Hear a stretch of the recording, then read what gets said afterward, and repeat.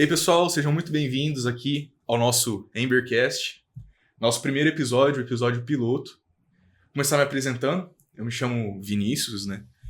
Trabalho na SPAR como editor de vídeo, tenho 20 anos de idade, sou estudante de marketing e publicidade também. E a gente está criando esse podcast aqui para a gente tratar de temas sobre o protagonismo jovem, sobre o ato de se desenvolver na juventude, né? Então, de uma idade de começo de mercado de trabalho e coisas assim. Eu tô aqui com o meu co-host, o Leonardo. Se quiser se apresentar. Prazer, eu sou o Léo Diogo, tenho 17 anos, estudo atualmente na terceira série do ensino médio da Escola Marisa Bastos. E com o meu objetivo hoje, juntamente com o Vinícius Lambert, é passar para os jovens de hoje em dia, passar para vocês, jovens que estão assistindo a nós, todos os quesitos da nossa vara, que nós estamos nessa região, e tudo que pode acontecer no nosso futuro e aprimorar a mim mesmo e ter essa ajuda a vocês. Show. Aqui antes da gente explicar um pouco, né, da nossa jornada, a gente tem aqui nosso logo, nosso logo do podcast, que a gente vai dar uma explicada do qual que é a ideia por trás, né, e o que a gente quer passar também com esse podcast, né. Amber Talk, a gente veio da ideia de Amber, que em inglês significa brasa, né. Então, a ideia principal é a gente estimular essa brasa que todo jovem tem dentro de si, né? Essa centelha de fogo que pode se tornar uma chama, alguma coisa que pode até mesmo se tornar um incêndio, né? Num lado positivo, alguma coisa que vai desenvolver esse jovem, né?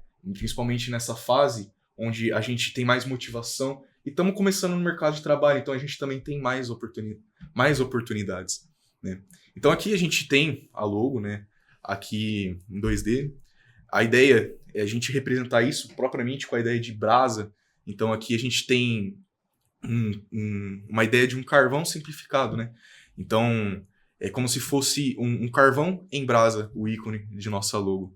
Simplificando, né, o objetivo do nosso podcast, que é justamente levar isso para os jovens, para as pessoas que assistem o nosso podcast, essa motivação para se desenvolver cada vez mais. Então, pensando nisso, né, vamos entender melhor, né, cada um, nossa trajetória e tal, né. Ser estudante, né, tá no terceiro ano? Terceiro ano, atualmente. Vou me formar agora em 2026 e tô fazendo cursinho já para a partir de 2027 já começar minha faculdade. Show. E como que foi essa trajetória até o terceiro ano? O que você espera, né, durante a faculdade, após? Como que vai ser? Eu, desde o sexto ano, estudei na mesma escola pública, e a minha trajetória sempre foi muito visível, o que eu queria para o meu futuro. Então eu sempre tive notas boas, sempre me empenhei, sempre fui aquele aluno de destaque que poderia ser exemplo e ser líder para algumas outras. E hoje eu me encontro aqui diante de vocês com várias conquistas. Fui ganhador da Olimpíadas Brasileiras de Matemática, Olimpíadas Estaduais, Olimpíadas Regionais. Fui selecionado pelo Estado para um programa de intercâmbio. Estou agora no podcast.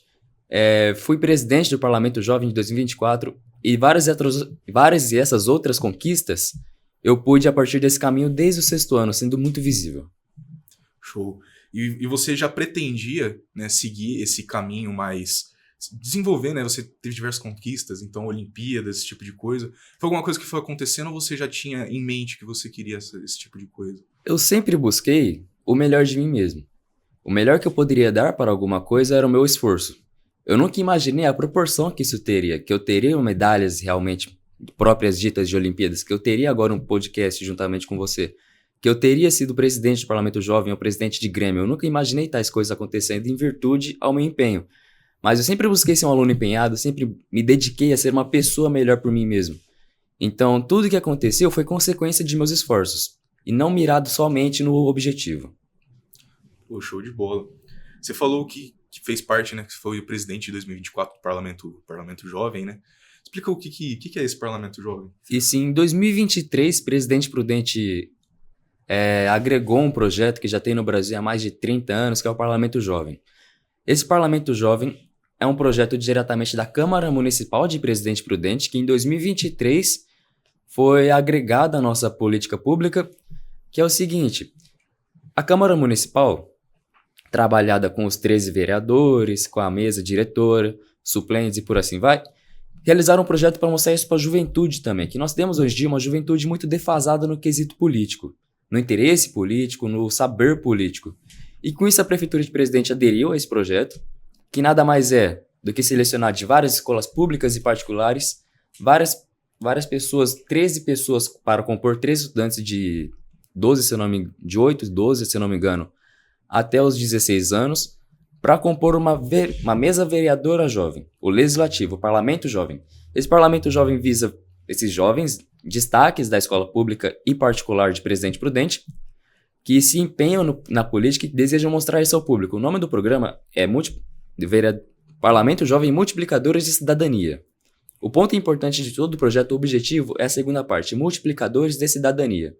Nesse Parlamento Jovem, a gente aprende como é realizada a política pública, a gente aprende o quesito de toda a política municipal que nós temos na nossa cidade, um pouco da federal e da União, e trabalhamos isso realmente ativamente. Então, desses 13 que passam, são 13 ativos e 13 suplentes.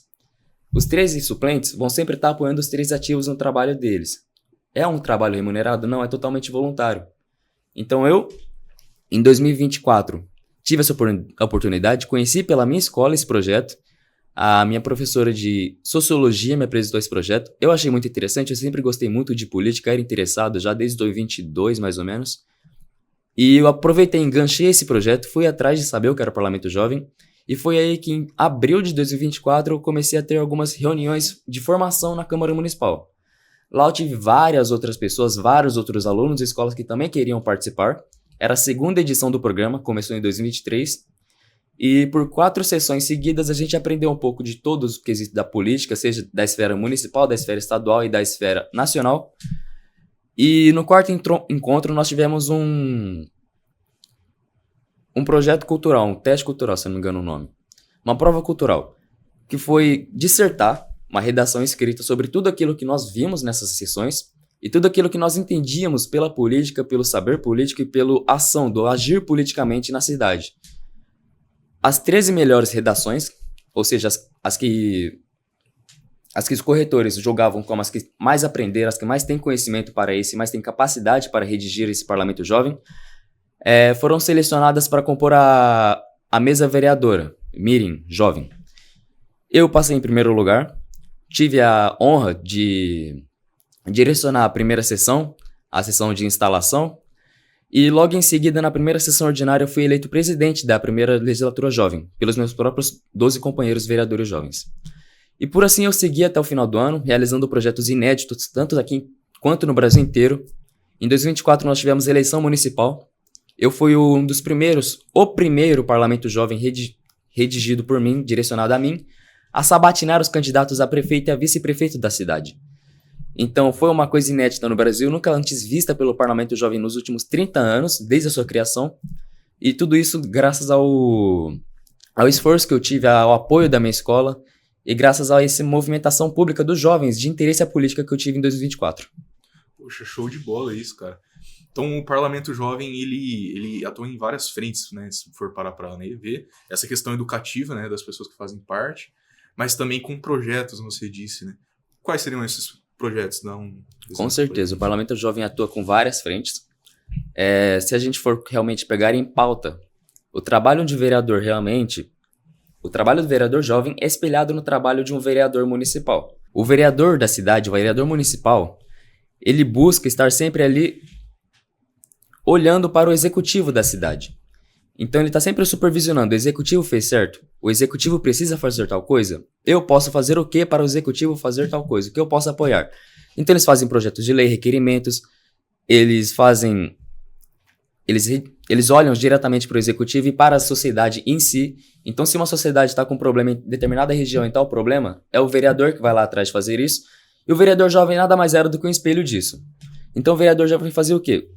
Nós também fazíamos requerimento de ação pública, de consertar, por exemplo, ruas, fazer novas tartarugas, consertar tais placas que estavam quebradas, arrumar iluminação pública e por assim vai. E também requisitando ao executivo alguma ação, então explicação para determinada verba, explicação para determinada ação que o executivo fez e também projetos de lei para a nossa cidade. Fora esses projetos realmente de legislativo, Nós tivemos projetos à parte. Foi a sabatina, por exemplo, que nós sabatinamos candidatos a prefeito e a vice-prefeito. Tivemos reuniões de formação com, por exemplo, a Madu Macedo, sobre política e multiplicadores de cidadania.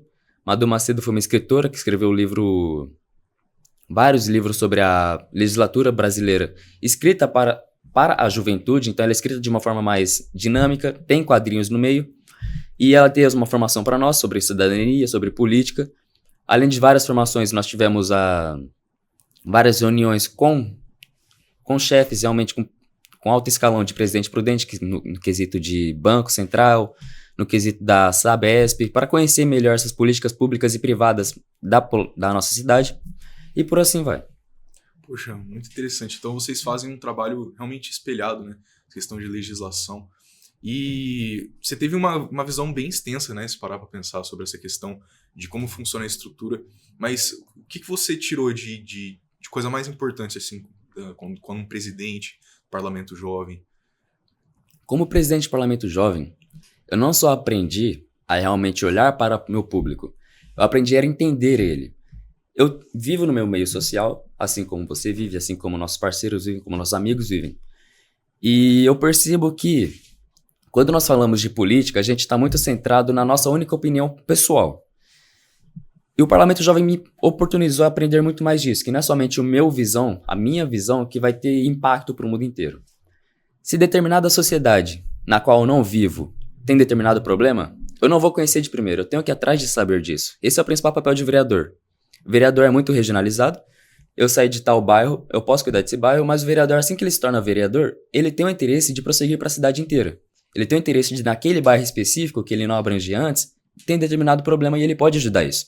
E é isso que ele faz, ele vai conhecer aquele bairro, ele vai conhecer a população que mora lá, vai entender seus problemas, vai entender as suas dificuldades e vai trabalhar em cima disso. Então o que eu mais aprendi no Parlamento Jovem como presidente foi olhar para o meu público em geral.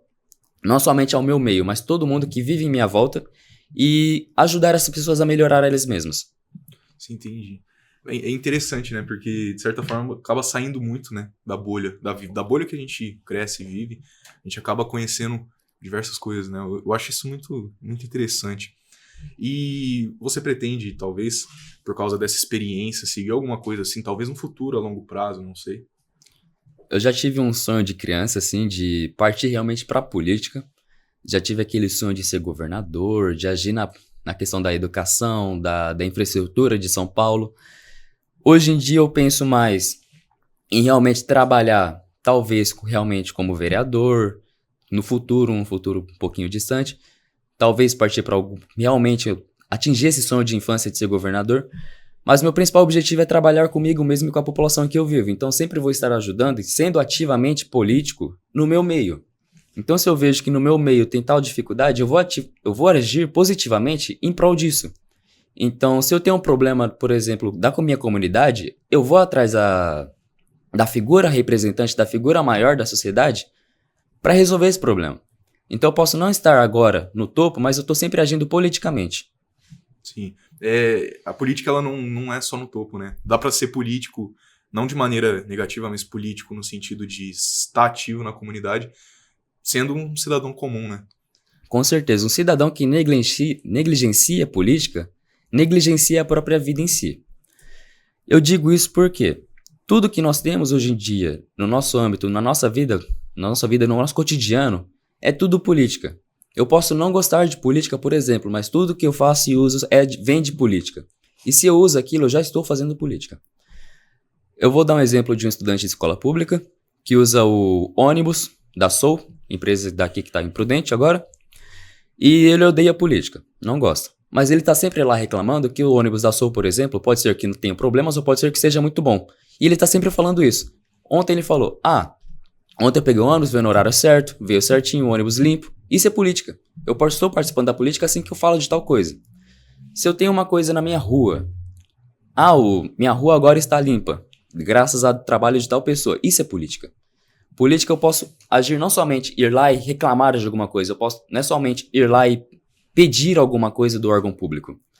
É eu dar um feedback do que está acontecendo. Então se eu falo que algo está ruim na minha cidade, o órgão público vai ver isso e vai entender que algo tem ruim ali e vai trabalhar nisso.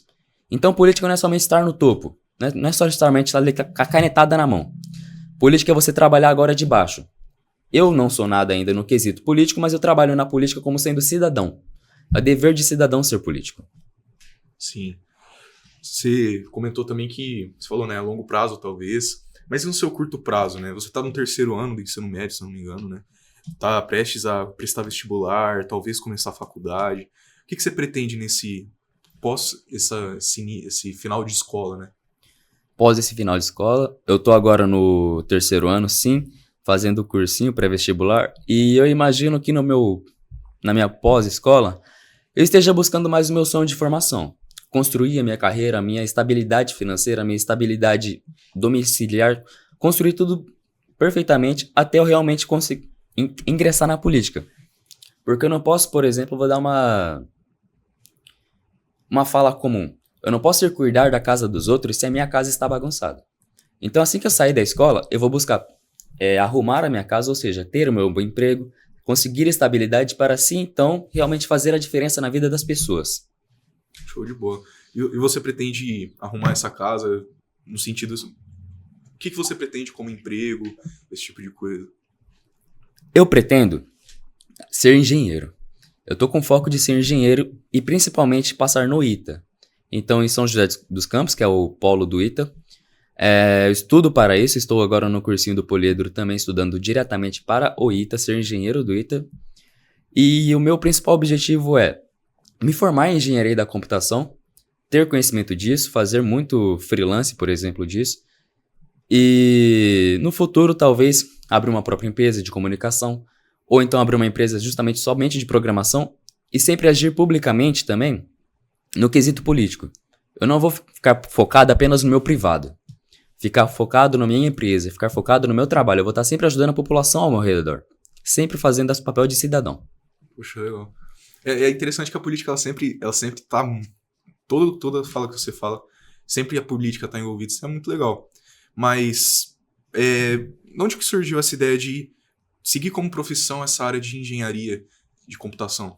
Isso veio lá se eu não me engano, do 8º, 7º ano, que foi naquele meio tempo que eu já estava trabalhando em mim mesmo, nas minhas notas acadêmicas e no meu pessoal, que me surgiu uma oportunidade.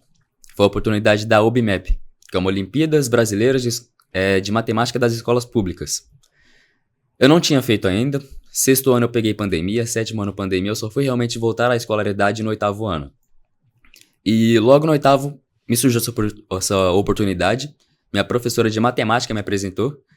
Eu não estava tão crente de que realmente iria dar alguma coisa, mas eu fiz essa prova com empenho, porque se eu começo uma coisa eu vou terminar ela com o máximo de empenho que eu possa oferecer. E em 2022, se eu não me engano, que foi meu 8º ano, eu conquistei medalha de bronze nacional da UMBEP. Fiz a prova, dividida em 2 fases. A primeira fase foi na escola em si, com perguntas com perguntas objetivas, perdão. E a segunda fase foi uma prova discursiva, no qual tinha várias perguntas de matemática, realmente relacionadas ao conteúdo aplicado da matemática. E conquistando a medalha de bronze me abriu a minha mente do seguinte: eu tenho muita facilidade com humanas, sim, mas a minha maior facilidade, meu âmago, que eu realmente gosto de fazer, é exatas. Então, sempre fui atrás de saber o que eu queria fazer. No 8º ano eu não tinha muita ideia disso. Essa ideia foi amadurecendo a partir dos anos, no 8º, ou 9º ano, 1º ano do colegial. Foi amadurecendo, fui conquistando mais e mais medalhas do OBMEP, da UMASP, da Olimpíadas Estaduais. E até que ficou claro, ano passado, esse ano, que o meu foco é realmente engenharia. E que o ITA, para mim, é a melhor universidade que eu poderia prestar para essa engenharia, conhecida como uma das melhores faculdades de engenharia do Brasil. Então, eu sempre estou me empenhando para isso, estou sempre estudando mais e mais exatas, e não só exatas, a área de humanas também, que é muito importante. A própria política, propriamente dita, é de humanas. Então, sempre trabalhando as 2 áreas e sempre me empenhando muito para atingir esse meu sonho de ser engenheiro, que partiu lá de trás, lá do 7º, 8º ano. Entendi.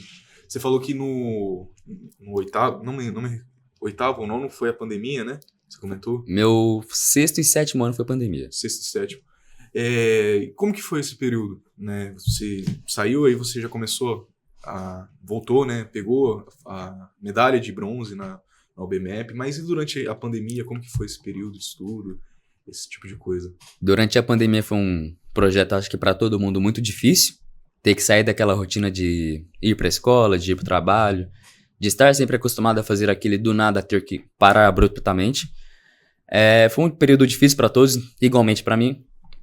No começo eu não tinha muita motivação para realmente prosseguir o estudo do 6º ano, que foi o meu 6º ano, mas essa ideia de que eu realmente, do que eu quero pro meu futuro foi me ajudando a fortalecer. A brasa que tinha em mim realmente foi se fortalecendo. Então, eu sempre fui atrás de ter mais conhecimento, de estudar mais. Eu participava das aulas online que tinham. E quando eu estava com tempo livre, que tinha muito tempo livre durante a pandemia, eu estudava mais justamente de matemática, mesmo sem ter noção de realmente que eu estava estudando matemática, eu estudava muito matemática. E a pandemia eu acho que foi a principal porta para o 8º ano. Assim que eu voltasse da pandemia, eu já conquistasse a medalha. Eu tive muito tempo para estudar, eu estudei, me empenhei. Não tirei o tempo da pandemia apenas para descansar. Eu sempre estava lá estudando, me empenhando para o meu futuro, sempre tendo meu sonho em vista. E me esforçar nunca foi algo que deixou do meu vocabulário. Eu sempre me esforcei muito, mesmo na pandemia. Entendi. Pô, show de bola. Você também chegou a comentar sobre... Você fez intercâmbio, né? Foi ano passado ou retrasado? Não me... Acho que foi... Também em 2024, no mesmo ano do parlamento, o estado de São Paulo criou um projeto chamado Prontos para o Mundo. Esse Prontos para o Mundo é um projeto de intercâmbio que o estado provém para todos os alunos do estado de São Paulo. E em 2024 era totalmente inédito. A primeira edição do programa, ninguém conhecia ele. Ele é feito por base do SARESP, que é uma prova do 9º ano, Ensino Fundamental 2. E as melhores notas do SARESP, do 9º ano, passavam para a primeira fase de seleção. Eu só fui conhecer o programa Prontos para o Mundo quando me avisaram que eu tinha passado por essa fase. O requisito do SARESP é ter uma porcentagem de acertos em português e inglês, que aí sim você é apto para estar no Prontos para o Mundo. Prontos para o Mundo tem 4 fases. A primeira fase é o SAESP, que é essa prova do 9º ano. A segunda fase nós tivemos aulas online providas pelo Estado. Eu tive Esqueci o nome. Eu tive aulas pela Wizard. E essas aulas focadas no inglês, somente em inglês, com professores realmente nativos, os que viajaram muito para lá, que estão morando lá fora, foram base para a terceira fase, que é o teste de proficiência. No começo do ano eu comecei essas aulas. No meio do ano eu fiz o teste de proficiência, que é um teste realmente focado para todas as competências do inglês. Falar, escutar, escrever, entender. E com essa prova eu conquistei o 8º lugar do estado como proficiente em inglês e apto para intercâmbio. Então, eu tive nota 9.40, uma das maiores do estado, a 8ª maior. E em fevereiro de 2025, um ano depois de muita luta para conseguir os documentos, para acertar tudo com o país de destino, o estado conseguiu me prover um intercâmbio para Nova Zelândia. Um intercâmbio totalmente gratuito, não tirou nada do meu bolso. Sempre que eu precisava de algo lá dentro, eles proviam para mim. Se eu precisasse de um Uber para tirar meu passaporte, eles pagavam o Uber. Então nada de verdade saiu do meu bolso, foi totalmente provido pelo Estado. E tudo por mérito da educação pública. Tudo por mérito do meu esforço que eu tive, daquela brasa incandescente que eu tinha lá de trás. Pô, show de bola. E é uma experiência muito, muito forte, né? O que foi mais como que foi essa experiência da Nova Zelândia? Como que funcionou? Você participou da escola lá? Você conheceu muitos lugares? Como que foi isso? O intercâmbio do Prontos para o Mundo, eles tem uma duração de 3 meses. São, se eu não me engano, 84 dias, mais ou menos. E quando eu soube que meu destino era Nova Zelândia, entre os destinos que eram Canadá, Reino Unido, Austrália e Nova Zelândia, a Nova Zelândia era o que eu menos conhecia. Eu falei, nossa, Nova Zelândia. Eu não sabia nem onde era o mapa. Eu fui pesquisar para ver e eu vi que era do outro lado do mundo, quase literalmente. São 16 horas de diferença para frente. Então, no começo eu tava com muito medo. Realmente não tinha certeza se era isso que eu queria fazer, se eu queria fazer intercâmbio. Mas eu sempre tive o apoio da minha família sempre me apoiou a fazer intercâmbio. Sempre esteve atrás de mim para realmente me empenhar e não desistir dos meus sonhos. Então, em fevereiro, quando eu parti, ainda com muita aflição no coração, foi onde tudo mudou. Eu fiz novas amizades no aeroporto em si, fiz amizades durante a viagem dos aviões, e quando eu cheguei lá foi um mundo totalmente novo. Eu não tinha ideia da proporção que isso teria no meu âmbito cultural. Nova Zelândia é um país muito, muito forte pela cultura, não somente pela educação, mas pela cultura. Eles têm um povo chamado cultura maori, cultura indígena de lá, nativa. E ela é bem conhecida por todos, se vocês forem ver a Moana, o filme Moana é baseado na cultura maori. E então, eu não tinha conhecimento disso. Então, viajando para lá foi uma coisa totalmente nova. Ter essa cultura indígena realmente representada na nação foi algo totalmente diferente. No Brasil, nós não temos tanta representatividade indígena, mas lá é realmente muito forte. Então, foi um choque cultural imenso. Eu participei das escolas de lá, fui para Palmerston North Boys High School, que é uma escola de Palmerston North, na ilha norte da Nova Zelândia. E dá para ver também a diferença na educação. Lá é praticamente uma escola privada. O uniforme é totalmente diferente, as regras são outras, as normas são outras, então o choque foi maior ainda na escola. Era completamente inglês, então eu estava apavorado. Na primeira semana eu não sabia muito o que fazer, no que falar. Era um idioma que eu havia treinado assim, mas que eu não estava com tanto costume de utilizar. Mas durante o tempo isso foi se agregando, o inglês foi melhorando, minha comunicação melhorou. Eu fui me acostumando mais com o lugar, bem quando eu estava achando que estava tudo certo, tive que voltar. Então hoje em dia o que eu mais tenho é saudade. Tenho muito prazer por ter feito esse intercâmbio, tenho muito orgulho de ter conseguido isso. Sou muito grato ao Estado por ter provido tudo isso e ter feito esse programa. E hoje, depois dos 3 meses de intercâmbio, durante os 3 meses eu fiz muita mídia, eu divulguei o programa, eu fiz meu papel de cidadão, divulguei o programa, eu falei de como tem sido, postei tudo na rede social de como era, da minha escola, da minha rotina, dos mercados de lá, que é uma coisa totalmente diferente também. E graças a isso, essa minha ação protagonista, o Estado me viu e hoje eu sou embaixador oficial da Nova Zelândia. Quando você sai do intercâmbio, você se torna embaixador. Ok? Se você é uma pessoa que já passou pelo intercâmbio provido pelo programa e agora está apto para passar isso adiante. E esse é meu papel. Eu sou embaixador oficial do programa, incentivo os estudantes das escolas públicas a estudarem para ele, a terem esse objetivo em mente também. Ajuda os intercambistas que estão lá agora, os intercambistas que ainda vão e os intercambistas que voltaram como papel de embaixador. Então foi um marco realmente muito grande na minha trajetória de escolar, esse intercâmbio, e eu carrego isso comigo até hoje. Poxa, que massa, cara. E o que foi a coisa mais interessante, assim, cultural? Você fez parte, é uma cultura muito diferente, né? Até os maoris, né? É interessante porque eles também têm uma participação política muito grande. Eu vi alguns conteúdos sobre isso. E quando eles não concordam com alguma coisa que está sendo feita, eles colocam a própria cultura deles nesse meio, né? Nessa expressão política deles, né? E o que foi a coisa mais interessante que você viu dentro da Nova Zelândia, cultural, do país? Com certeza. Acho que a mais forte, realmente relevante, é realmente a cultura maori. Que a cultura maori, ela é muito forte, muito imponente, como você disse. Quando tem algo que eles não concordam na lei municipal, na lei estadual, na lei nacional deles, eles agem de acordo com a própria cultura. Ou seja, eles têm uma arte performática que se chama o haka. O haka é uma dança de força, uma demonstração de força, que é realmente para amedrontar seus inimigos e dizer que eles não têm medo deles, que eles não sentem essa dor que os inimigos tentam feri-los. Então, sempre que eles são contra alguma lei ou contra alguma coisa que tá lá agora no país deles, eles colocam a cultura de acordo. Então eles não abandonam a cultura é o maior ponto forte deles. Eu tive aula na minha escola, que são 6 matérias, que eu podia escolher 6 matérias. Uma das matérias que eu escolhi foi a arte performática maori, e lá eu aprendi realmente muito da base da cultura maori, que são as lendas deles, tanto que Maui, o semideus que todo mundo conhece pela Moana, realmente é um semideus para eles, é um deus para eles. E tem muitas lendas sobre isso, e essa cultura é muito forte lá, então foi realmente a maior coisa que mais me surpreendeu, assim, que mais me engajou, que mais me apaixonou pela Nova Zelândia é a cultura deles. Poxa, show de bola. Dá pra fazer um podcast inteiro só da cultura desses caras. Né? Muito, muito interessante isso. E depois desse intercâmbio, né, você virou embaixador, né? Bastante coisa pro currículo, né? Bem legal isso.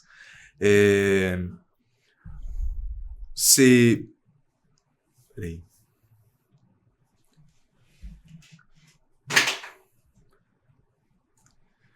Você teria vontade de visitar, talvez, outros países, alguma coisa do tipo?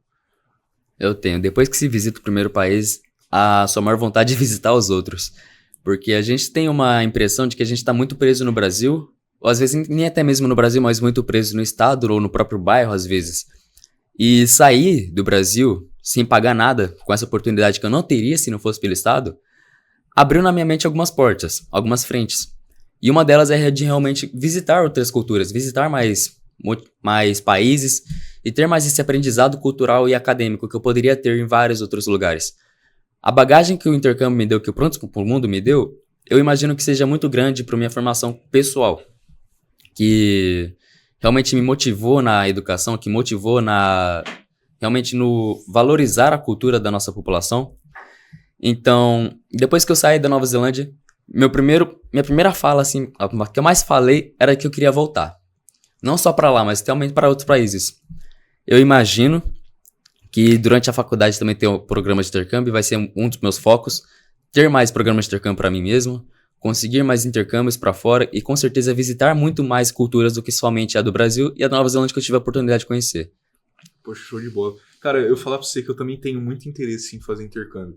Quando eu era mais novo, quando eu tava no ensino médio ainda, na verdade antes do ensino médio, no fundamental eu já queria fazer intercâmbio e tal, mas no ensino médio que eu comecei a matutar um pouco mais disso, também por influência de mídia, né, consumia muito, eu queria fazer intercâmbio para países asiáticos. Asiáticos. Né? Porque eu acho a cultura muito interessante, uma cultura bem distante, né, do Brasil, se você parar pra pensar. Distante em todos os quesitos, né? Religião, prática, na questão cultural de respeito ao outro, questão trabalhista, estudo. Poxa, é muito. O Japão, por exemplo, a cultura de estudo deles é muito diferente da cultura de estudo do Brasil. A cultura de confiança deles dentro da própria população é bem diferente. E eu queria muito, mas acabou que eu peguei pandemia, né, e essas coisas. E acabei não fazendo parte, né, do intercâmbio. Mas hoje em dia, cara, eu ainda tenho essa ideia, mas não é mais países asiáticos. Eu gosto muito, eu acompanho muito um cara que... Eu não vou me recordar o nome, mas ele visita muito. Ele visitou a Tailândia, ele visitou já a China, ele visitou...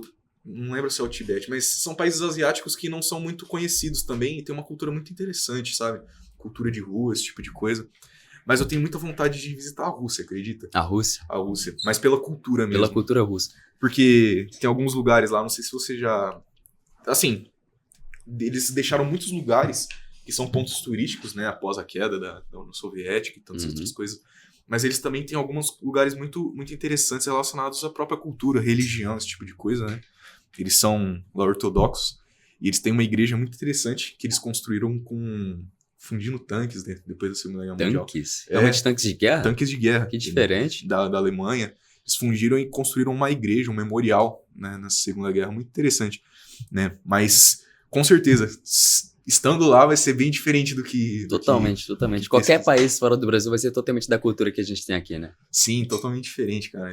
Mas é uma coisa que eu tenho muita vontade, assim, no longo prazo, depois que eu me estruturar financeiramente. Visitar a Rússia, visitar esses países para conhecer bem a cultura local, né? Que é o aprendizado que a gente tem uma vez na vida e leva pra vida inteira, né? Com certeza. Com certeza. Se dentro do nosso próprio país a gente muitas vezes não conhece a cultura, né?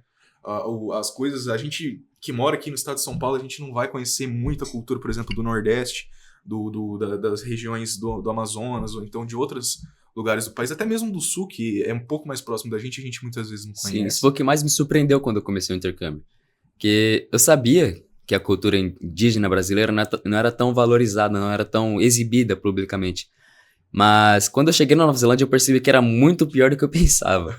Eu percebi que a cultura brasileira realmente falta uma valorização, falta a gente conhecer mais, falta a gente respeitar mais essa cultura que a gente teria nativamente.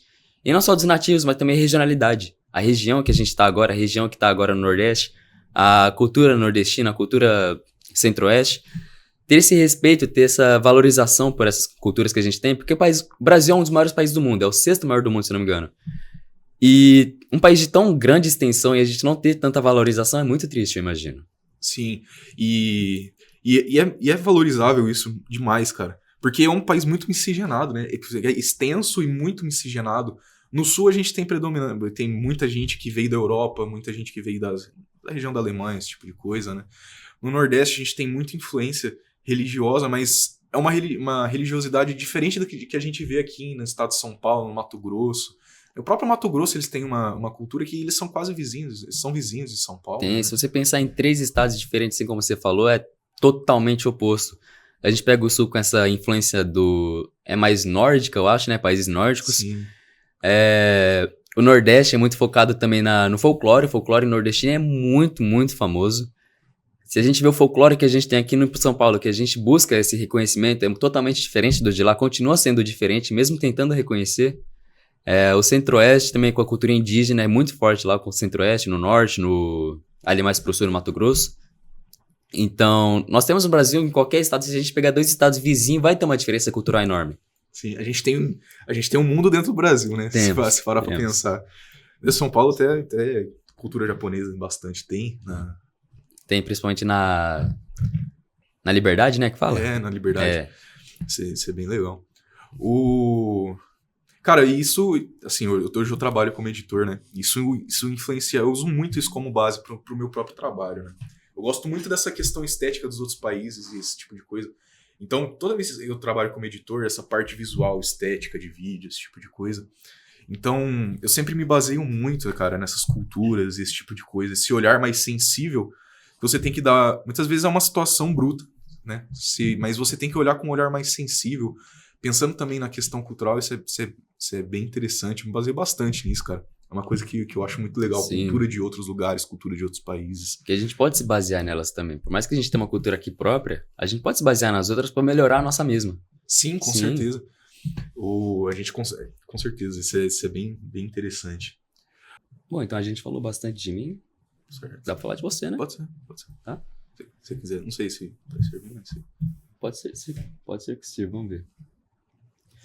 Então, Vinícius, hoje você trabalha com questão de publicidade, edição, né? Isso. Me conta de onde surgiu esse sonho, de onde você teve essa motivação de prosseguir para esse rumo? Cara, desde muito novo, eu gosto muito de música, né? Não é diretamente relacionado, né? Mas tem uma certa relação. Eu gosto muito de música. Então, quando eu tinha meus 7, 10 anos de idade, assim, eu queria ser o Luan Santana, tá ligado? É sério mesmo. Eu gostava muito. Hoje em dia eu não gosto de sertanejo universitário. Não é que eu não gosto, mas eu não é um conteúdo que eu consumo. E curioso, né? Na época, quando eu era criança. Mas eu queria ser o Luan Santana. Então eu gostava muito de cantar, tal, esse tipo de coisa. Eu comecei a fazer aula de violão muito cedo. E eu sempre cresci com a ideia de que eu queria ser músico, né? Uhum. E ensino fundamental, 1, 2, ensino médio, eu tinha essa ideia ainda. Só que aí eu parei pra pensar, falei, poxa, talvez eu não devesse começar por música. Talvez eu devesse começar com alguma coisa adjacente ou uma outra faculdade, que a partir do momento que eu tiver estruturado, eu consigo, né, com tranquilidade, seguir essa parte da música, isso que eu tenho grande vontade. Aí eu falei, poxa, mas qual que é a faculdade mais próxima que vai me ajudar a seguir nessa questão musical, né? Não diretamente relacionada à música, mas que eu também posso trabalhar em outras questões. Eu falei, poxa, publicidade, marketing de publicidade. Então, eu entrei nessa área justamente por isso. Porque eu falei, poxa, isso é uma coisa que vai me ajudar, que eu vou ter um conhecimento que vai me ajudar não só na questão de música, mas eu também consigo ajudar outras pessoas com esse conhecimento que eu tenho. E vai servir de muito, vai ser muito importante para mim conseguir atingir esse sonho futuramente. É um sonho que eu ainda tenho vontade. Tem vontade ainda, né? Eu ia perguntar isso agora. Você falou que começou lá de trás, entrou com marketing com essa visão. Então, no futuro, depois de formado, o que você pretende fazer? Cara, não sei se vai ser um ano depois, não sei quanto tempo, mas eu pretendo cursar uma faculdade de música, um bacharel de música. Antigamente tinha em Presidente Prudente bacharel. Hoje em dia, pelo que eu pesquisei, não tem. Mas eu pretendo, cara, eu sei, pelo que eu vi, eu posso estar enganado, mas eu acho que Londrina, essas cidades aqui são próximas ainda, também tem esse bacharel, então eu pretendo seguir, né? Fazer uma faculdade nessa área. Pô, que legal. Então agora, durante a faculdade, você já toca algum instrumento, tem aquele contato mais com a música? Toco. Cara, eu toco violão, né? Mas assim, é que agora por causa da rotina se torna um pouco difícil. Mas eu toco violão, eu cheguei a comprar um violino, só que aí eu não conseguia aprender profundamente ele, consegui coisa bem básica só. Mas principalmente eu toco violão e canto. Eu até tenho um canal no YouTube, mas muito, muito tempo atrás, era período de pandemia ainda que tinha esse canal. E eu tocava lá música, MPB, principalmente MPB. E sempre com violão, voz. Então, diria que violão e a voz, né? Violão e a voz é o principal, né? Pô, que bacana. É meio hipócrita, né? É meio esquisito, meio estranho você falar que é violão em voz e não curte muito sertanejo, que a gente vê como... É meio que a cara do sertanejo é o violão e a voz. Mas que legal.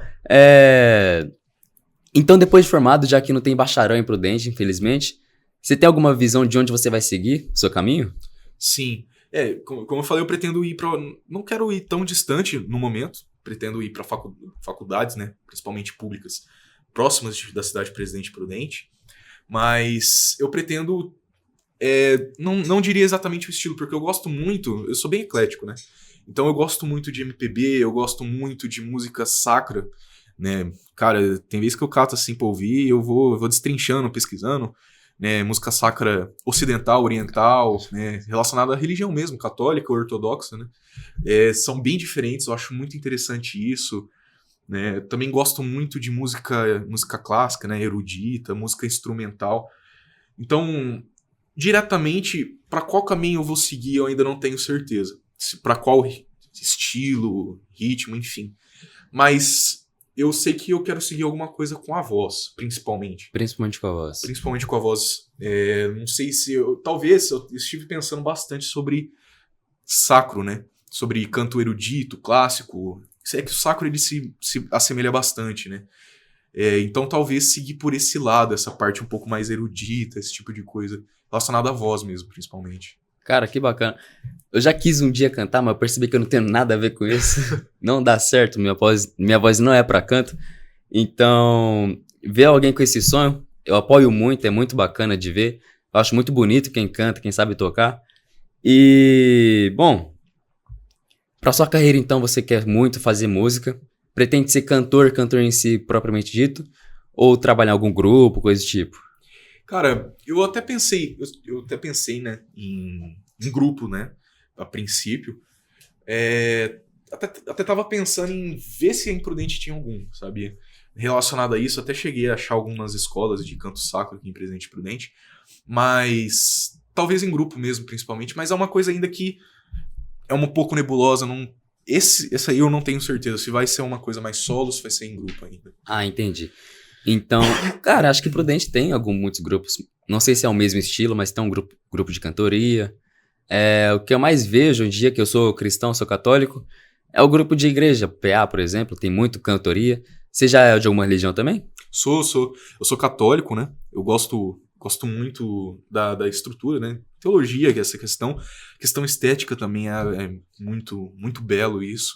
A construção que ela se deu através dos séculos também é muito interessante. A história, né? Propriamente da igreja. Eu sou católico, mas eu gosto muito também dos ortodoxos orientais. Eu não vou mentir, eu percebi. É bem bacana mesmo. Então... O que mais será que eu vou puxar? Então, você é católico, quer muito ser musicista. Como sua família viu isso pra você? Cara, eles sempre me incentivaram, né? Quando eu era mais novo, eles me incentivaram. Eles pagaram, né? Pagavam a aula de violão, esse tipo de coisa. Então, quando eu falava, eu quero tal coisa, eles sempre me incentivaram. Então, por exemplo, já aconteceu de eu tocar em alguns lugares e eles também... Enfim, eles sempre me deram apoio. Inclusive, teve uma vez que eu ganhei um concurso Ganhei não, fiquei em terceiro lugar num concurso da UNOeste, Mais Bela Voz. Era o terceiro ano do ensino médio, se eu não me engano. E eles abriram nesse concurso. Eu acabei conhecendo com um amigo que fazia parte da UNOeste, fazendo faculdade de matemática. Ele falou, seria interessante, né, se você fosse e tal. Uma coisa assim. E aí eles abriram pra versão Teen, né? Porque eles abriam somente para pessoas que faziam parte da faculdade da UNOeste. Eles abriram para pessoas mais jovens, que estavam em escola, ensino médio. Eu falei, eu vou me inscrever. E aí eu me inscrevi, né? Teve 2 etapas. A primeira que foi você com um vídeo, né, online, mandasse, e aí eles iam escolher qual, né, das pessoas, e depois a etapa física propriamente dita, com jurados. Ainda era época de pandemia, mas estava no final da pandemia, então não tinha muita gente. E eu acabei ficando em terceiro lugar, né? Nesse concurso, fiz voz e violão também, mas aí foi MPB mesmo. Cara, uma baita conquista, terceiro lugar numa competição da UNOeste, né? De cantoria, de voz. Então já tá muito relacionado aí com o seu sonho, já sabe que tem vocação pra isso realmente, né? Sim, com certeza. É uma coisa que, assim, querendo ou não, mesmo que talvez eu não chegue na faculdade, algum momento da vida eu vou seguir isso aí. Pô, que legal. E você teve inspiração, né? Você falou que era o Luan Santana. De onde surgiu isso? Cara, é que eu era muito novo, né? Então, ele era o auge da época dessa questão, ele sempre estava nos meios de mídia, de comunicação. Então, eu gostava muito quando era criança do Luan Santana, né? Depois isso foi sumindo. Mas hoje em dia, né, os principais meios de inspiração que eu tenho, cara, eu vou falar da MPB, né? Principais, na verdade. Quarteto em Si, que são 4 mulheres, né? Muito, muito legal as músicas delas. Chico Buarque, eu também gosto muito da construção das letras dele e tantas outras coisas. E também do Milton Nascimento, que eu acho que são esses 3 os principais músicos do Brasil, principais músicos, grupos do Brasil, que eu me inspiro bastante, né? Não só pela construção sonora, mas também por causa das letras, né? Que elas passam bastante coisa. Pô, que legal. Então tem muito dessa área mais, não clássica, mas realmente histórica do MPB, né? Que tem aquela construção de narrativa realmente mais construtiva, mais crítica da sociedade. Você pretende realmente compor letra, fazer sua própria música, ter o seu próprio gosto? Como seria essa sua visão? Cara, eu tenho muita vontade disso, sim. Compor letra, música, esse tipo de coisa. A minha visão, sim, né? Fugir um pouquinho. Eu gosto muito de arte. Quando eu era mais novo, eu só gostava de música. Hoje em dia eu gosto muito de arte no geral.